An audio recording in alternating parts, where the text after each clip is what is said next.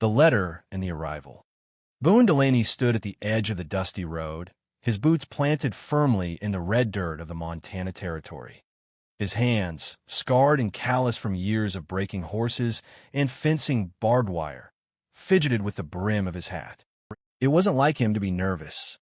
A man who had faced blizzards, outlaws, and months of isolation on his ranch had little to fear from anything, except, perhaps, a woman stepping off a stagecoach. And not just any woman. His bride. For nearly a year, letters had carried words between him and Sadie Quinn. Ink on parchment had turned to late-night hopes, then to promises, and finally to a contract sealed with both their signatures.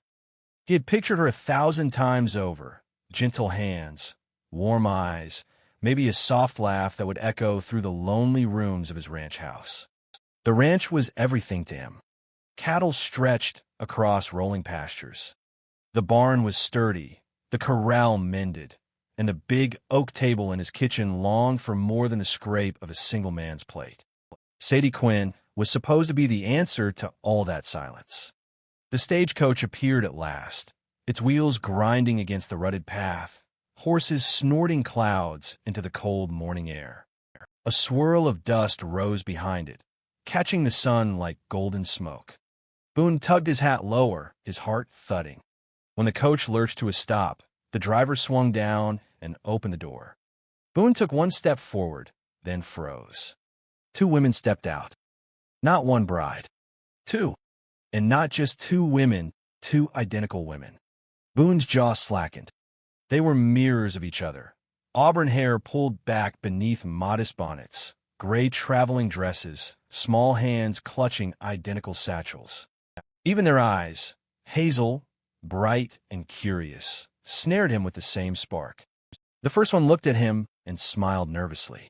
"Mr. Boon Delaney." Her voice trembled, sweet and clear. Before he could answer, the second one stepped forward.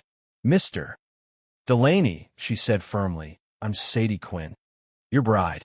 The first woman blinked, her smile faltering. "No, I'm Sadie Quinn." The air around him went still. The driver looked from one woman to the other and then spat into the dirt. "Ain't my problem," he muttered, climbing back onto his seat. With a crack of the reins, the coach lurched away, leaving Boone standing between two women claiming the same name. Boone's mouth went dry. His hand twitched at his hat brim again. "What in blazes is this?" he muttered. Both women stared at him, equally desperate, equally sincere. "I'm Sadie Quinn," the first repeated. "The one who wrote to you about the bakery fire back in St. Louis. About how I lost everything but carried hope for a new life." The second woman's eyes flashed. "And I'm Sadie Quinn, the one who told you my favorite hymn is Rock of Ages, and that I still have my mother's locket." Boone blinked. Those were things only his Sadie had written. His heart thudded harder. Either one could be telling the truth, or both could be lying. "Hold on," he said sharply, lifting a hand. "This ain't no kind of jest. I sent for one bride, not two. Somebody best explain themselves, right quick." The first woman's eyes filled with tears. "Please, Mr. Delaney, I came all this way for a chance at a life with you." The second squared her shoulders. "And I've kept every letter you wrote. Don't let her steal my place." Boone's dream, months of planning, of picturing a future, collapsed like a rotted barn wall. His throat tightened. All the certainty he'd built about tomorrow blew away like dust across the prairie. Two women, both Sadie Quinn, and only one contract. He swallowed hard, his voice low. "God help me," he whispered.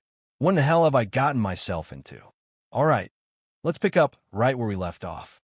Here's Chapter 2, Two Brides, One Story, written in the same immersive Old West storytelling style, about 1,000 words long.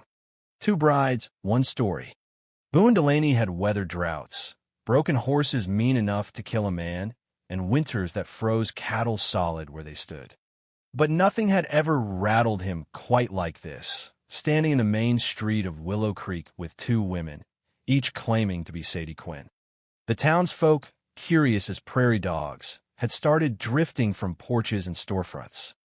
Whispers carried through the air like dry leaves on the wind. Boone wasn't about to let his private life turn into a sideshow. He cleared his throat and tipped his hat toward the sisters, or strangers, or whatever they were. "Ladies," he said firmly, "this ain't the place to be sorting out a tangle like this. Come on. My ranch is 2 miles yonder. We'll get this straight at the table, with no ears but mine to hear it." The women nodded, clutching their satchels like lifelines. They followed him to his wagon, climbing aboard without another word. The ride-out was silent, except for the squeak of the wheels and the jingle of the harness. Boone's jaw worked, his thoughts gnawing at him like coyotes on a carcass. When they reached the ranch house, Boone ushered them inside. The place smelled of wood smoke and saddle oil, with the faint sweetness of apple preserves his neighbor's wife had gifted him. He gestured toward the oak table that had stood empty too long. "Seat." They obeyed, sitting side by side. For a heartbeat, Boone felt dizzy looking at them. 2 sets of hazel eyes, 2 faces carved from the same mold. "Now," Boone began, lowering himself into the chair opposite them, "I reckon one of you is my bride. But until I know which, neither of you is. Understand?" Both nodded solemnly. "Then tell me," he said, leaning forward, "what did you write to me about your family?" The first woman, bonnet tilted just so, hands folded neat, spoke quickly. "Our father was a baker in St. Louis. He kept a shop on Market Street. I helped in the kitchen since I was a girl, rolling dough before I could reach the counter. But the fire," her voice cracked, "it took everything." The second woman's eyes glistened. "Yes, it was a hot August night. We just pulled the last loaves from the oven when the flames came. Father tried to save the ledger books, but the smoke took him before he made it out." Boone's heart twisted. That was exactly the story from the letters, every word. He cleared his throat. "Fine. What about your favorite hymn?" The first woman straightened. "Rock of Ages. My mother sang it when we knelt for evening prayers." The second clasped her hands. She had a voice soft as butter, and she'd sing the alto part. "I remember it plain as yesterday." Boone's brow furrowed. These weren't slip-ups or guesses. Both women knew details only his Sadie had written. "Then tell me," Boone pressed, "what's your mother's recipe for apple pie?" The first woman smiled faintly. "Cinnamon and nutmeg, but no cloves. Too bitter." The second nodded, "and she brushed cream over the crust before baking, so it came out golden." Boone leaned back, rattled. The very pie his letters had spoken of. His mind spun like a dust devil. Was this a cruel joke? Akon? Or something worse? The silence thickened until the ticking of the mantel clock seemed deafening. Finally, the first woman whispered, "Mr. Delaney, I swear I'm Sadie Quinn. I've dreamed of this day since the first letter you sent. Don't let her steal my life." The second's cheeks flushed red. "No, she's the liar. I'm the one who wrote you about the little scar on my wrist from when I dropped Father's bread peel. Look."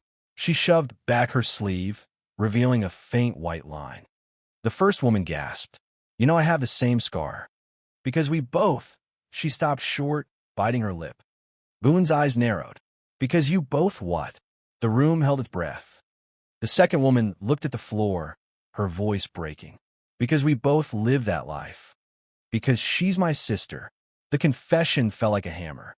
Boone's chair scraped against the floor as he shot to his feet. "Sister." Both women nodded miserably, their faces pale. The first whispered, "Twins. She's Rosalie. I'm Sadie. But we," her voice caught, "we both signed the letters. At first for fun, then when Father died, we needed a way out. You answered, and—" Her words dissolved into tears. Boone's fist clenched. He felt the ground tilt beneath him, the sure foundation of his dreams crumbling. All those nights he'd held her letters close. Were they written by Sadie or Rosalie, or both? He slammed a palm against the table, making both women flinch. "You're telling me I sent for one woman, but 2 showed up, both thinking they had a claim on me?" "Lord Almighty." Neither answered. Boone paced the room, boots thudding against the wooden floor. His thoughts clashed like colts in a corral. 2 women, 2 stories, and every memory he'd cherished tangled up between them. Finally, he stopped, breathing hard. His voice dropped low, deadly serious. "Until I know who's telling truth, neither of you's my bride. And if you're lying to me, by God, I'll find out." The twins looked at him with wide, frightened eyes. Outside, the wind picked up, rattling the shutters. Boone felt it in his bones. This wasn't just confusion. This was the start of trouble. Trouble that would test him more than any storm or outlaw ever had. A name divided. Boon Delaney had thought the hardest part of life was the silence of an empty ranch. Long days with no voice but the wind, long nights with no company but coyotes howling in the distance. But now, as he stood in his own kitchen staring at two identical women, sisters, twins, both entangled in his dreams, he knew real loneliness was a simpler trial than this. "Twins," Boone muttered, dragging a hand over his face. His voice was rough, low, like gravel under a wagon wheel. "I wrote to one woman, not two. Which of you is Sadie Quinn?" The women exchanged a look. The firelight flickered against their matching faces, highlighting the same sharp cheekbones, the same stubborn chin. And yet, there were differences too. One carried herself with softer hesitance, eyes darting nervously as if the world might collapse beneath her boots. The other sat straighter, jaw set, gaze steady and defiant. "I am Sadie Quinn," said the gentler one. She folded her hands in her lap, as though trying to anchor herself to the claim. "I'm the one who dreamed of Montana skies. I'm the one who signed every letter SQ with a little flourish at the end." Her sister snorted. "You're leaving out something important, Sadie." She turned her eyes on Boone, bold and steady. "I'm Rosalie Dean, but I signed those letters too. Some were mine, some were hers, some were both." Boone felt like the floorboards had given way beneath him. "You mean to tell me," he said slowly, "that half them words, the words I held on to, the words that got me through long winters, weren't even from Sadie?" Rosalie didn't flinch. Every word was true. I just didn't sign my own name." Sadie's voice quavered. "We never meant to trick you. It began when I asked Rosalie to help me write. She's always been quicker with words, better with details. My heart was in it, Boone, but her pen carried my heart further than I could." Boone's fists clenched at his sides. He felt like a bull ready to break a fence. "So which one of you did I fall in love with? The one who dreamed it, or the one who wrote it?" Neither answered. The mantel clock ticked loudly in the silence. Finally, Rosalie broke it. "We didn't plan to both come. That was Sadie's choice. But I couldn't let her go alone, not out here. Not when men like Thorn Shepherd are circling ranches like buzzards. She needed me." At the mention of that name, Boone's head snapped up. "You know Shepherd?" Both women looked at each other again, this time with fear. Sadie lowered her eyes. "He made an offer back in St. Louis. Said he'd pay our passage west if we married into his circle. I refused him. Rosalie, too. He's dangerous, Boone. That's why we needed a new life, far away." Boone scoot knutted. Shepherd had already tried to buy his land once. The idea that his so-called bride had ties to that vulture made the air feel heavier. He slammed his hat down on the table. "Enough riddles. I asked for one wife, one name, one truth. I got two faces and a tangle of lies. By God, I deserve to know which one of you's mine." Sadie's eyes brimmed with tears. "Me," she whispered. "I'm the one you asked for, the one you dreamed of." But Rosalie's voice cut through like a whip. "And I'm the one you wrote to at night without knowing it. I'm the one who gave you words that lit your fire." Boone stared at them, his chest rising and falling like a man after a hard ride. His carefully built dream, quiet evenings, laughter at his table, love that grew like spring wheat, was unraveling faster than a frayed rope. He turned away, pacing to the window. Outside, the prairie stretched endless under the dying light of day. He pressed a hand against the cool glass, trying to steady the storm inside him. Behind him, the sisters' voices mingled again, two currents of the same river, each trying to pull him in a different direction. "Sadie, I want to be your wife, Boone. That's all I ever wanted. Rosalie, And I never asked for you to choose me, but fate's tangled us together. Deny it if you can, but my words are in your heart too. Boone spun, his eyes sharp as a blade. Enough! His voice cracked like thunder. Both women fell silent, their shoulders tense. You'll both stay here tonight, he said coldly. Tomorrow, we'll ride to the parson. He'll help me sort this out proper, with records, papers, and God as my witness. Until then, neither of you's my bride. The sisters exchanged a glance, an uneasy truce forged in necessity. As Boone lit the lamps, a cold thought gnawed at him.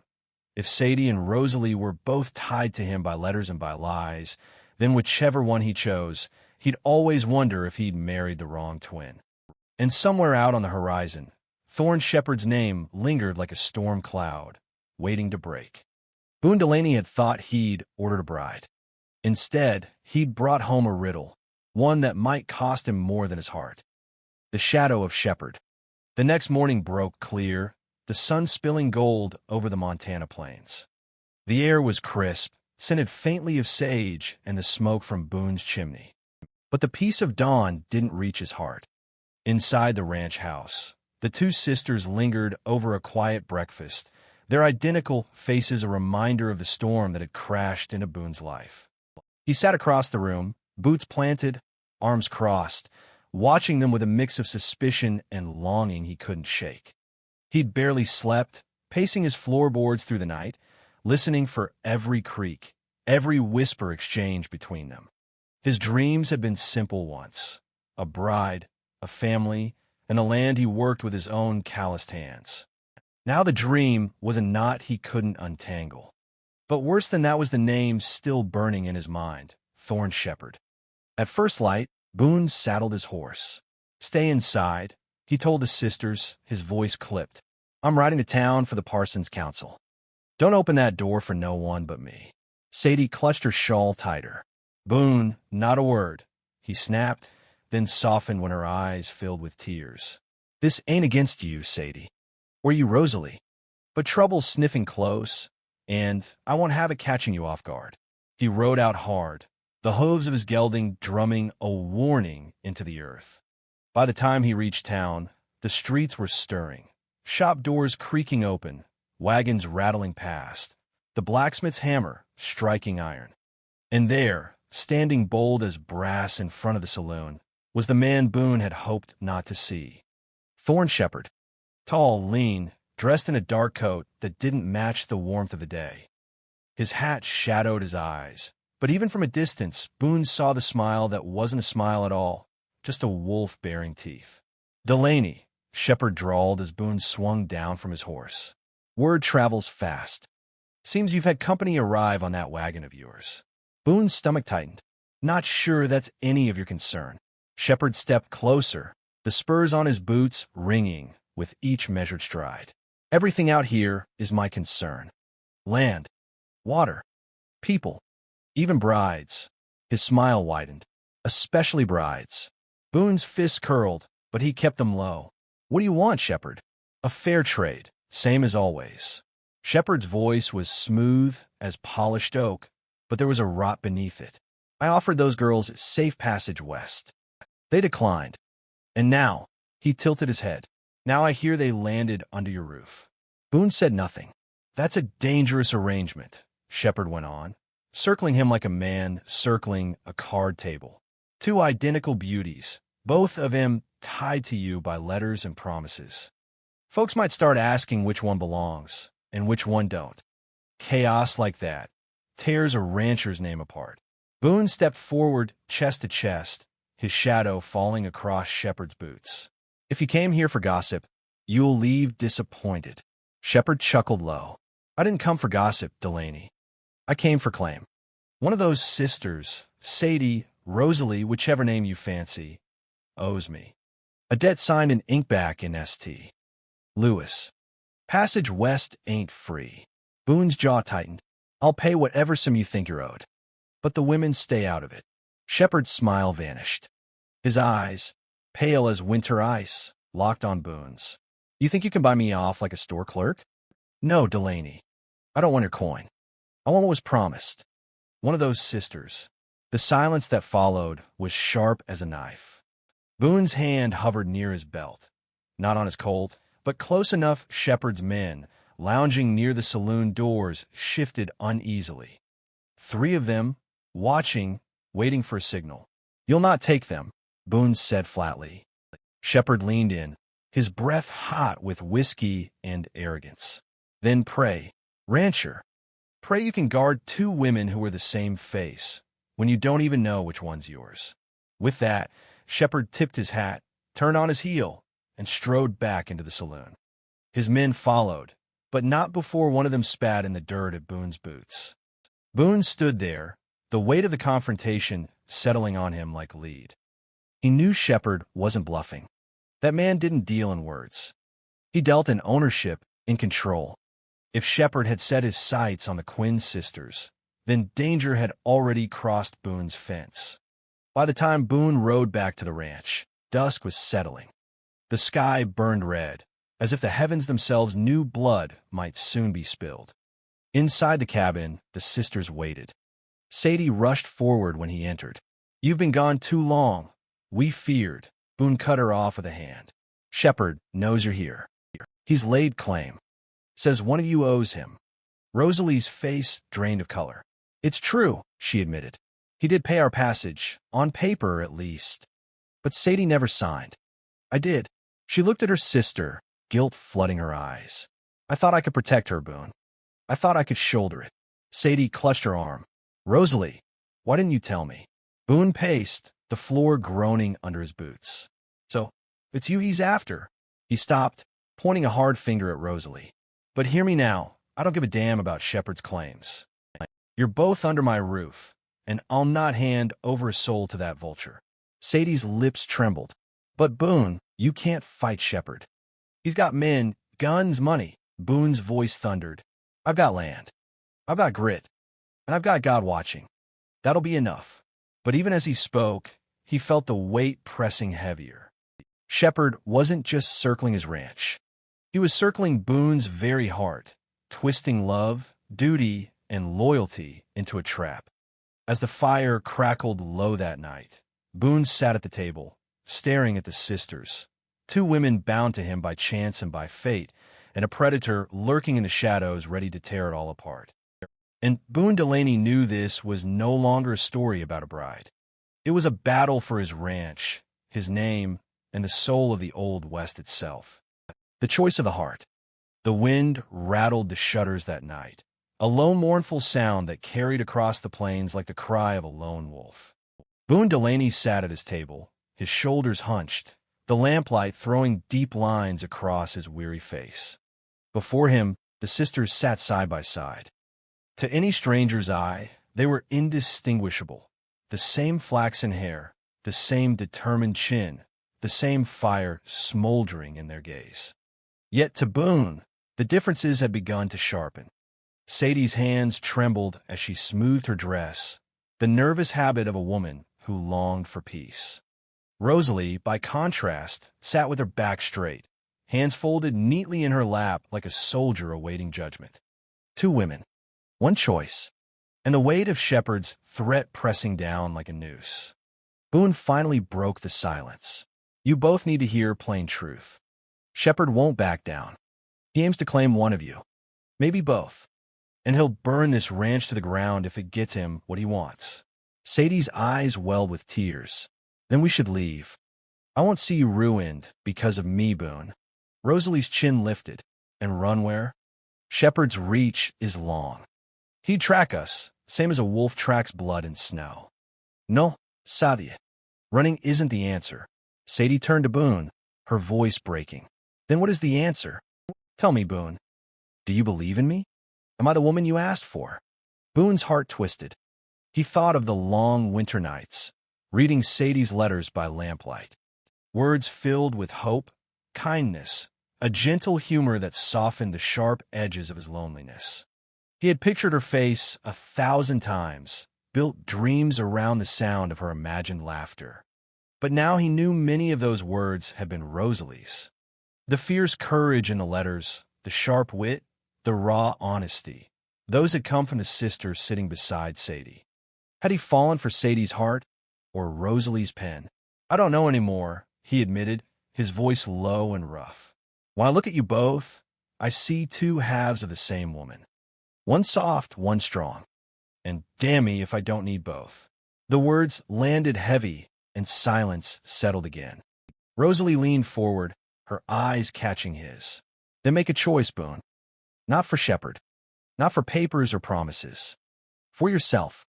Who do you trust to stand by you when Shepard's men come riding through that gate? Sadie flinched. Rosalie, don't make him choose like this. But Rosalie's gaze never left Boone. He has to. Because if he doesn't, Shepard will make the choice for him. Boone rose suddenly, pushing back from the table. His boots struck the floor like thunder as he paced the room. The fire popped in the hearth, shadows leaping along the walls like restless spirits. He stopped by the window, staring out at the moonlit prairie. Every decision he had ever made, buying this land, breaking this soil, branding his cattle, had been simple compared to this. Those choices were sweat and grit. This one was blood and heart. At last, he turned back, his jaw tight. I'll not let Shepard divide us, he said. But I'll tell you plain. I can't guard you both. Not proper. Not with him out there sharpening his knives. He looked at Sadie first. Sadie Quinn, you've got the heart of dove. Gentle, kind. You dreamed of this ranch same as I did. But gentleness won't stop a man like Shepard. Then he turned to Rosalie. Rosalie Dean, you've got fire in you. Too much fire, maybe. You'd fight beside me, tooth and claw. But sometimes fire burns everything it touches. Both women sat rigid, their breaths shallow, waiting. Boone's voice softened. I don't know which of you is meant for me. But I do know this. One of you will be Shepard's target. And I can't guard two doors at once. The sisters exchanged a long look, something wordless passing between them. For all their differences, they shared blood, memory, and pain. And now, the burden of survival. Finally, Rosalie stood. Then let me be the one, Boone. Shepard wants me most.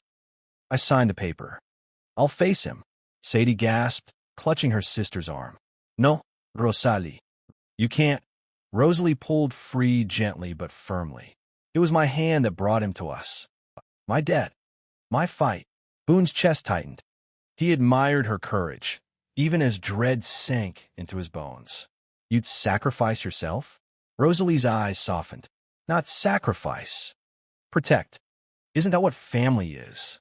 Sadie broke then, sobs shaking her shoulders. She turned to Boone, her face streaked with tears. You see now? You see why I brought her with me? She carries burdens I never could. She's stronger than me. Boone reached out, gripping the back of a chair like it was the only thing keeping him standing. The weight of choice bore down heavier than ever. He could claim Sadie, the woman of his original promise, or Rosalie, the woman who had risked everything to keep her sister safe, and who might be the only one fierce enough to stand with him when Shepard's men came. Outside, a coyote howled, the sound echoing across the plains like a warning. Boone's voice cracked as he whispered to himself, God help me, whichever choice I make, I'll lose the other. And as the fire burned low, Boon Delaney realized that love in the Old West was never simple. It was survival, sacrifice, and sorrow tangled together. The time for dreams had ended. The time for choosing had come. Blood on the horizon. The first sign came at dawn. Boon Delaney stepped onto the porch, the boards creaking under his boots, and scanned the horizon. The sky burned red, streaked with fire and dust, the kind of sky that made a man's stomach twist with foreboding. And then he saw them. 5 riders, dark against the rising sun, moving slow across the plains. Their silhouettes looked like vultures circling a carcass, and Boone knew at once whose banner they rode under. Shepard's men. He cursed under his breath, feeling the old ache in his shoulder where a bullet had once lodged years ago. The war wasn't over, not for him. It had just shifted battlefields. Inside, the sisters stirred. Sadie appeared in the doorway, her hair loose, her face pale. Rosalie followed, already buckling on the gun belt she had found in Boone's trunk. The steel glinted, heavy on her hip, but she wore it like it belonged. They're coming, Boone said simply. Sadie's hand flew to her mouth. Shepherd, not yet. Just as hounds, Boone replied.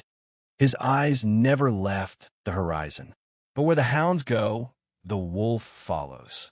Rosalie stepped up beside him. Then let's show him this house isn't easy pickings. Boone turned his gaze to her. Fierce, unyielding. She reminded him of himself 10 years younger, when the fight hadn't yet been bled out of him by land and loneliness. He both admired and feared that fire. He faced them both, his voice steady.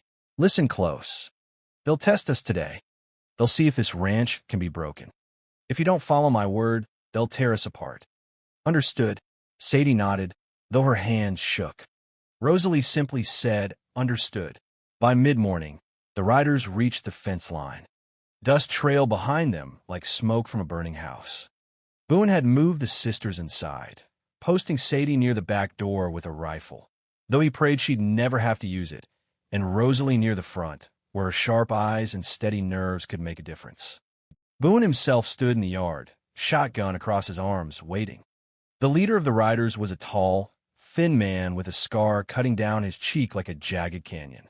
His hat was pulled low, his grin cruel. He reined in his horse a dozen yards from Boone. Mornin', Delaney, the man drawled. Shepherd sends his regards. Boone spat into the dirt. Tell Shepherd his regards ain't welcome here. The man chuckled, swinging down from his horse. His boots sank into the dust as he swaggered closer. Behind him, the other four dismounted, spreading out in a half circle. Like wolves closing in. Now, Boone, the leader said, don't get your hackles up. We just came for a word. Shepherd says you've got something don't rightly belong to you. A woman. Maybe two. You send him out, and we ride away peaceful. Boone raised the shotgun slightly. And if I don't? The man's grin widened. Then we burn this place to the ground and drag the women out anyway. The air grew thick, the silence sharp as a knife. Somewhere inside, a floorboard creaked, Rosalie shifting her stance. The men's eyes darted toward the sound, and the leader smirked. Shepherd was right. You got company. He tipped his hat back. Question is, to which sister do you value more? Before Boone could answer, a rifle cracked from the window. Dirt kicked up at the leader's boots, inches from his toes. It was Rosalie. Next shot won't miss, she called, her voice ringing like steel. The men tensed, hands drifting to their holsters. The leader raised a hand to steady them, though his eyes burned with fury. He looked at Boone. You lettin' your womenfolk fight your battles now? Boone cocked the shotgun. No, I fight my own.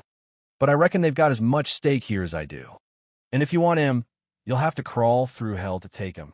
The standoff hung in the air. 5 against 1. No, 5 against 3. But Shepherd's men weren't expecting resistance. They wanted fear, compliance. And Boone knew if he gave it once, he'd be giving it forever. The leader sneered. Fine, have it your way. He jerked his hand. Gunfire exploded. The yard filled with smoke and thunder. Boone fired the shotgun, the blast throwing one rider backward into the dust. Rosalie's rifle barked from the window, striking another man's arm and spinning him from his saddle. Sadie, trembling but resolute, squeezed the trigger at the back door, the shot going wide but scattering a rider who had tried to flank them. Bullets tore into the fence, splinters flying. Horses screamed, hoofs pounding.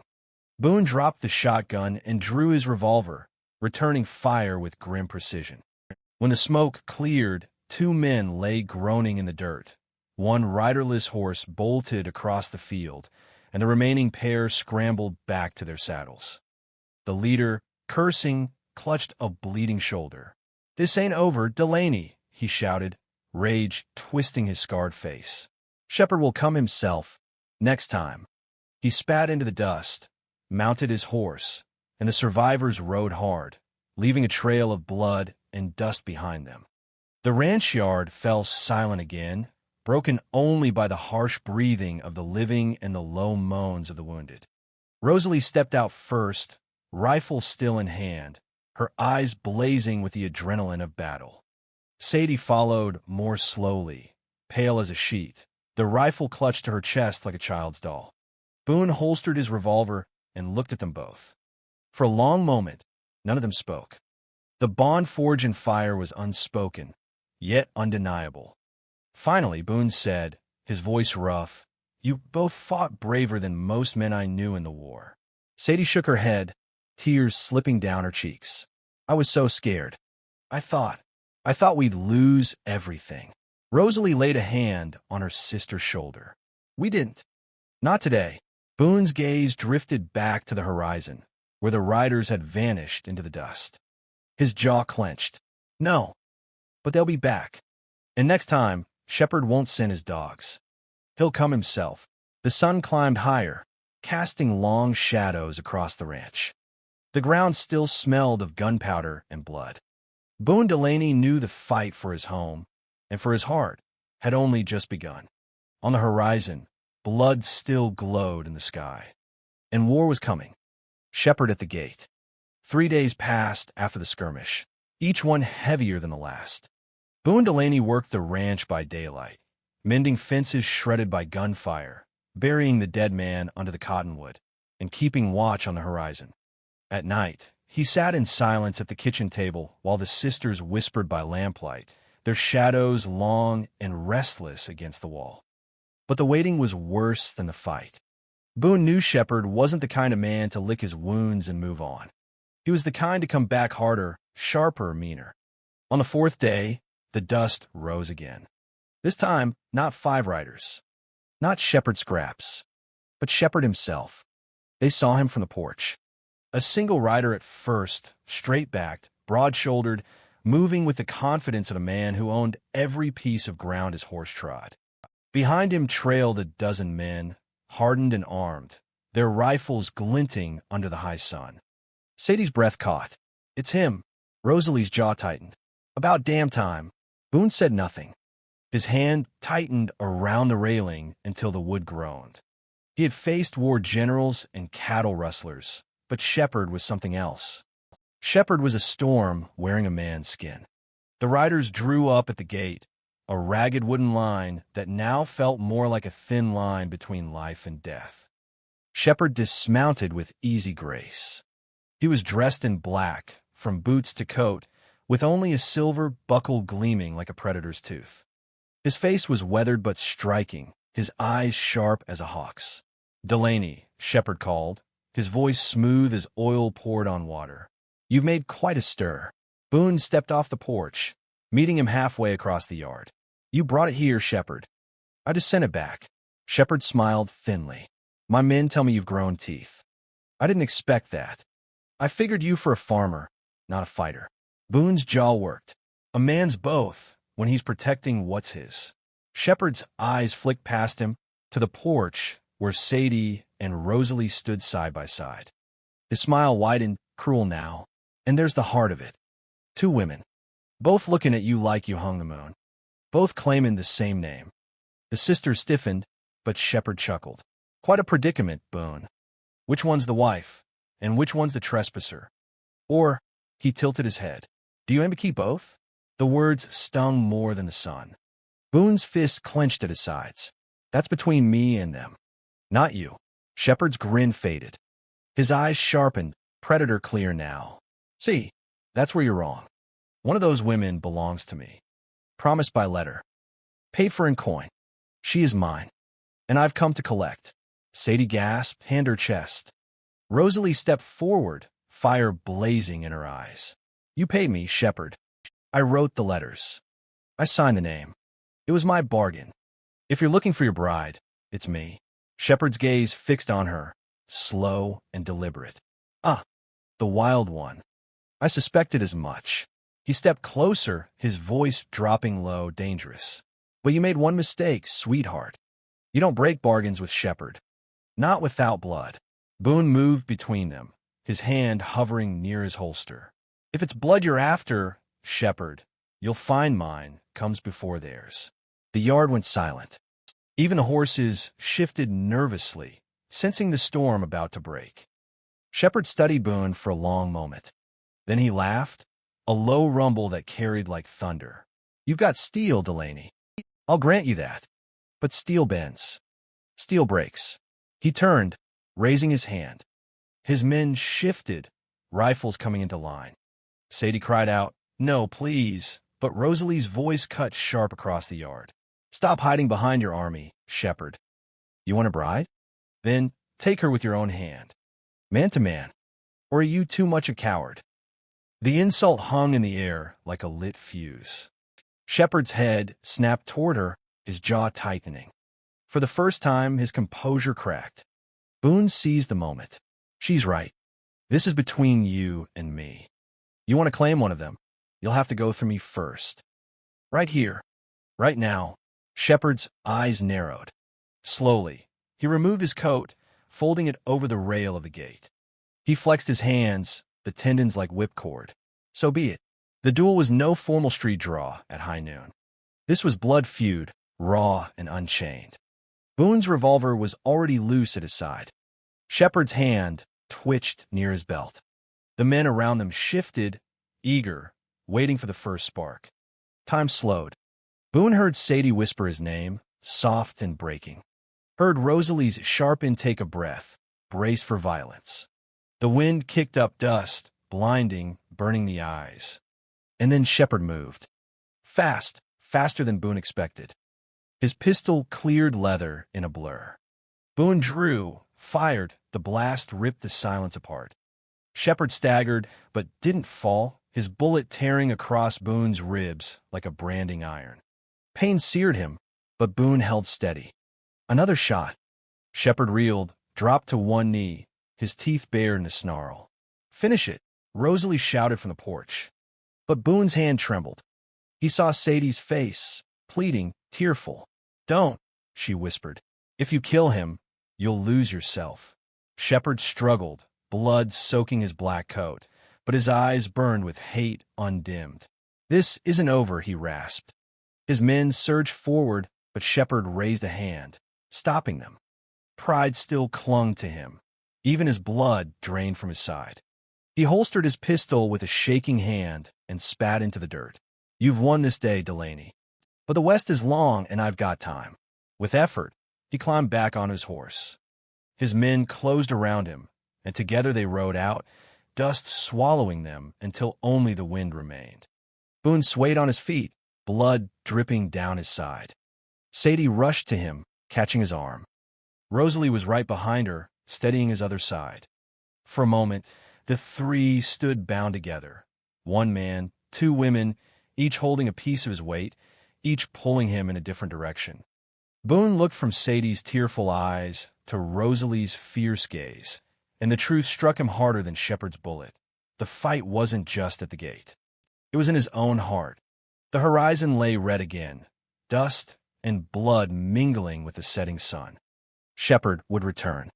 And before he did, Boon Delaney would have to decide which woman he would stand beside, and which one he would let go. The West had no mercy for men who tried to keep both. The breaking of bonds. The night after Shepherd's retreat was no night at all, just a long stretch of shadows broken by the flicker of lanterns and the groan of Boone's pain. Sadie sat at his bedside, bathing his wound with trembling hands. Rosalie hovered near the window, rifle propped against the sill, eyes scanning the horizon as if Shepherd's men might rise again from the dust. Neither sister spoke, but silence in that cabin was heavier than thunder. Boone's breath came ragged, but his mind was sharper than he wanted. He could feel the weight of both their gazes, the pull of their hearts, and the truth pressing down like a stone. He could not have them both. By morning, the house felt smaller, suffocating. Sadie brewed coffee, her gentle touch lingering as she set the cup near him. Rosalie had already been outside, boots muddy, hair wind-blown, restless like the land itself. "Drink," Sadie urged softly. "You need strength." Boone took a sip, his hand brushing hers. Their eyes met, hers full of quiet devotion, of a love steady as the river. But when he looked past her, he found Rosalie watching. Her gaze wasn't soft. It burned like firewood catching flame, demanding, unrelenting. "How long are we going to dance around this?" Rosalie said, voice sharp. "You have to choose, Boone. Not tomorrow. Not when Shepherd comes knocking again. Now." Sadie flinched. Rosalie, no. Rosalie snapped, whirling on her sister. Don't pretend you don't feel it. You love him. I love him. But only one of us can stand beside him. And if we keep pretending otherwise, we'll all burn when Shepard returns. Her words cracked the silence wide open. Boone set the cup down with a trembling hand. His chest tightened worse than the bullet wound. You think this is easy? I can just toss one of you aside like a worn pair of boots. Rosalie stepped closer, her eyes blazing. It's survival, Boone. Out here, a man lives or dies by who he trusts, by who he loves. You're strong, but you're bleeding.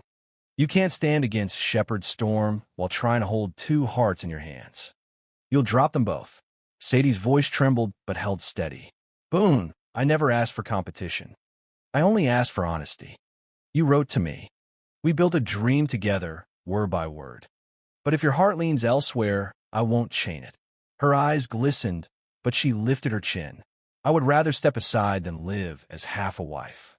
The words cut deeper than Shepard's bullet. Boone felt the ground tilt beneath him.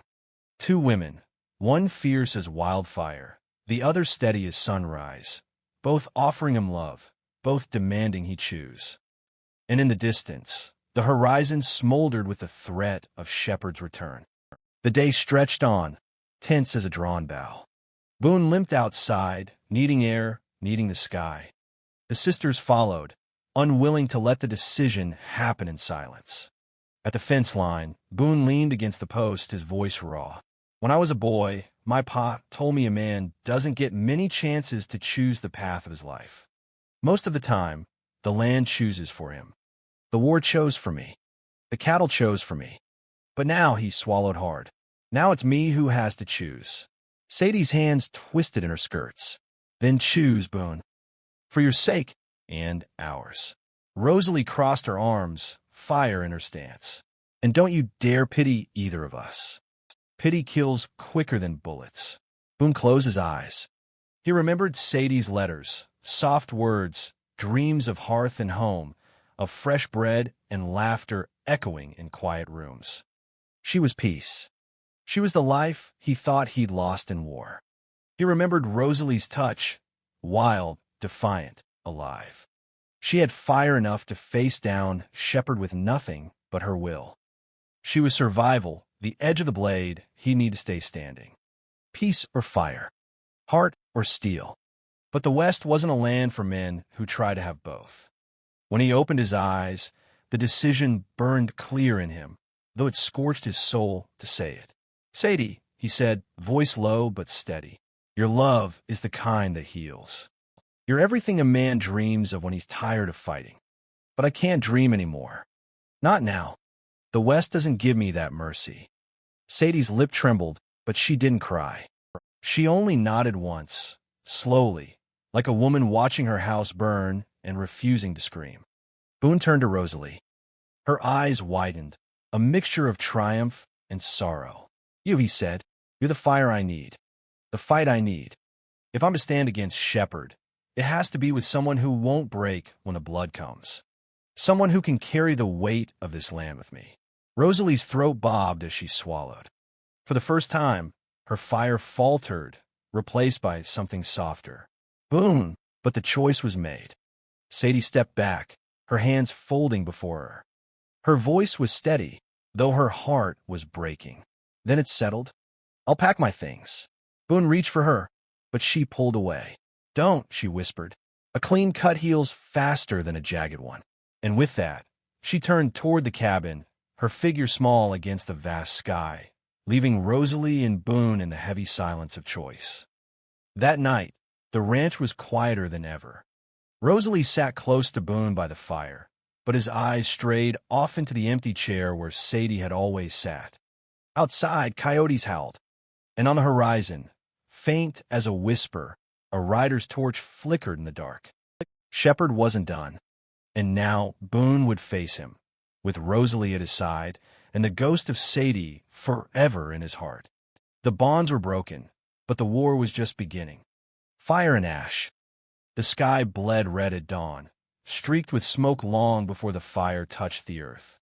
Boone knew the smell before he saw it. pitch and kerosene, torches riding the wind. Shepard was coming. Rosalie stood at his side on the porch, rifle in her hands, her jaw tight as a trap. She looked like a woman carved from the land itself, sharp, unyielding. But Boone could see the flicker in her eyes, the knowledge that the fight ahead wasn't just survival. It was judgment. Behind them, Sadie emerged from the cabin, skirts gathered in her fists, face pale in the half-light. Though Boone had chosen, though she had begun packing her things, she hadn't left. Fate had anchored her here. The thunder of hooves rolled over the plain. Shepard's men crested the ridge like a wave of locusts, rifles glinting, torches blazing. At their center rode Shepard himself, black hat low, his grin a jagged wound in the morning. Well, his voice carried across the distance, oily as a rattler's hiss. The prodigal cowboy, his little firebrand, and, another pretty dove. Quite the menagerie you've built, Boone. Rosalie raised her rifle, but Boone's hand caught hers. Not yet. Shepard spread his arms wide. I came for blood. But I'll take fire, if that's what it takes to smoke you out. Burn the land, burn the house, burn the women. You can't save them both. His men hooped, torches arcing toward the dry grass. Flames leapt like hungry wolves, racing the wind. Inside, Boone shouted, shoving both sisters toward the cabin. He slammed the door shut and dropped the bar across it. Already smoke seeped through the cracks, acrid and thick. Rosalie braced at the window, rifle aimed. I've got 6 rounds and my aim's true. Sadie clutched Boone's arm. There's too many. You can't hold them off. We don't have to hold them, Boone growled. We just have to outlast them. Fire'll eat the grass as quick as it eats us. But even as he spoke, a torch smashed through the window, flames licking the curtains. Sadie screamed, stamping at the fire with her skirts. Boone ripped the burning fabric down and hurled it aside, coughing against the smoke. Shepard's voice roared from outside. Boone, come out and face me, or watch everything you love turn to ash. The fight broke like a storm. Rosalie fired, dropping the first rider who dared too close. Her second shot cracked through another's chest. She moved with the precision of fury, each shot fueled by survival. Boone grabbed his revolver, firing through the gaps in the shutters. Men fell, but more came, circling, whooping, loosing shots that splintered the cabin walls. Sadie worked frantic, dousing flames with buckets of water from the barrel, her hands raw, her breath ragged. She wasn't fighting men. She was fighting the fire itself, as fierce as her sister, but in a different war. But the cabin was losing. Smoke thickened, flames licked higher, heat pressed against their skin like the breath of hell. We can't stay here. Rosalie kuhit, reloading fast. Boone's mind raced. Shepard wanted them cornered, wanted them choking on smoke until they stumbled out easy prey. But Boone Quinn wasn't prey. Back door, he rasped. We make for the ridge. Sadie's eyes widened. The ridge is open ground. They'll cut us down before we're halfway. Not if we split. Boone's gaze shifted between them, the weight of choice heavy again. One runs with me. One draws fire. Both sisters froze. No, Rosalie snapped. We stay together. That'll get us all killed, Boone barked. We don't have time for, but the decision was stolen from them.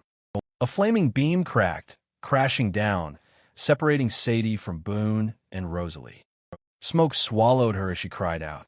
Sadie! Rosalie screamed. She lunged, but Boone yanked her back. The fire roared, sealing the way. Through the smoke, Sadie's voice carried, choked but steady. Go. Take him, Rosalie. Don't look back. The sisters' eyes met one last time through the wall of flame. A lifetime of love, rivalry, and sacrifice crammed into a heartbeat. Then the fire swallowed her. Boone dragged Rosalie through the back, smoke clawing at their lungs, Shepard's men already circling. They broke into the open air, the fire at their heels, the plain lit with torchlight and gunfire. Rosalie fired again, dropping a rider who charged too close. Boone's revolver barked, each shot punching through Shepard's line. But still they came, wolves hungry for blood. And then Shepard himself spurred forward, black coat snapping in the heat, revolver drawn. His grin was savage. "Quinn," he bellowed, "you can't run from fire. You can't run from me." Boone squared his shoulders, blood seeping through his shirt, revolver raised. "Then let's end it." The world narrowed to two men, the outlaw and the cowboy, smoke and fire swirling around them. Their guns lifted as one. The shot cracked like thunder. Shepard reeled back, his grin splitting into shock as blood bloomed across his chest. He toppled from his saddle, dust rising around his body. His men faltered, their leader fallen. Some fled into the smoke, others froze, unsure, their courage burned away with their master. Boone swayed, half from blood loss, half from the crushing weight of it all.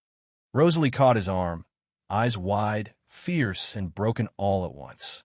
"Sadie," she whispered. Boone's throat closed. He couldn't speak, couldn't breathe past the smoke and the memory of her final look. The fire raged on, devouring the cabin, the land, the past. By the time it burned out, nothing would remain of the world they had known. Only ashes, and the choice Boone had made. That night, as the flames died and Shepard's men scattered, Boone and Rosalie sat in the blackened ruin of the cabin. The stars above were cold, distant, uncaring. Rosalie leaned into him, but he felt the emptiness beside them where Sadie should have been. The West had taken her, as it took so many, leaving only fire and ash behind. But in that loss, Boone understood, survival in this land wasn't victory. It was sacrifice, and every step forward carried the weight of those left behind. The war with Shepard was over, but the war within his own heart had only just begun. Perfect, this is the closing chapter, where the dust settles and the weight of all choices comes crashing down. It should feel somber but hopeful, giving closure to Boone, Rosalie, and the loss of Sadie, while hinting that life, even scarred and uncertain, can go on. Here's Chapter 10. Ashes of Tomorrow, 1,200 to 1,300 words. Ashes of Tomorrow. The dawn that followed was gray and hollow, the air thick with the sour stench of smoke. Where the cabin had stood, the place Boone once imagined a future full of laughter and family, there was nothing but blackened timbers and smoldering ruin. Boone sat in the dirt, elbows on his knees, head bowed. His hands were blistered from fire, his shirt stiff with dry blood. He'd faced Shepard and lived. He defended what was his. Yet he felt no triumph, only the deep, aching silence of something gone.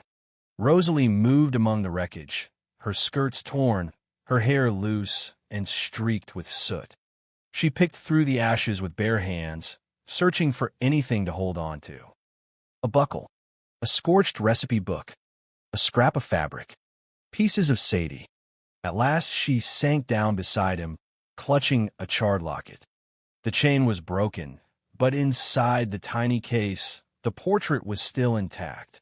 A smiling Sadie, painted before the fire, before the letters, before everything. She was braver than I ever gave her credit for, Rosalie whispered, voice raw. She stayed so we could get out. She chose it. Boone looked at the locket, but couldn't reach for it. His heart thudded heavy in his chest, each beat carrying guilt like a spur digging deep. She should have never had to choose. That was on me.